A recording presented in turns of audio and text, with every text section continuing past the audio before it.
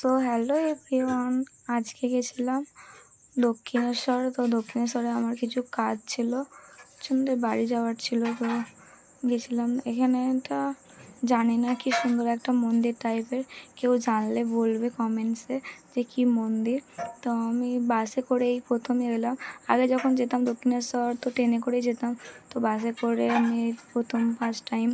তো মন্দিরটা খুবই বড় ছিল, বালি স্টেশনের আগেরটা। তো কেউ জানলে অবভিয়াসলি বলবে। তো একদিন যে তাহলে মন্দিরটাই ঘুরে আসবো। তো এটা হচ্ছে বালি স্টেশন। এখানে নেমে আসতাম, কিন্তু কোনো কারণের জন্য আমি একটা বাসে করে এসেছি।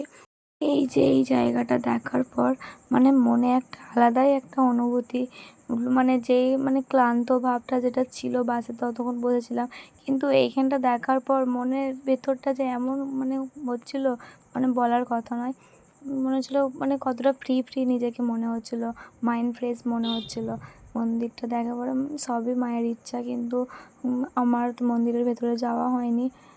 মা টানালে অবশ্যই যাব, কিন্তু আমার কিছু কারণের জন্য আমি মন্দিরের ভেতরে যাইনি, মন্দিরের বাইরে থেকেই চলে এসেছি। এই যে সাদা আগের যে মন্দিরটা দেখতে পেয়েছো, কেউ জানলে কমেন্টসে বলবে। ঘরে থাকলে ল্যাদ খেয়ে পড়ে থাকি, কোথাও ঘুরতে যাওয়ার। তো আমি এখানে বসেছিলাম স্ট্যান্ডে, তো আমি একা ছিলাম না, তো আমার সাথে আমার মাসিমণিও ছিল, কারণ একা বসে থাকবো সেই জন্য। তো আসার সময় আর একটা মায়ের দর্শন পেয়ে গেলাম।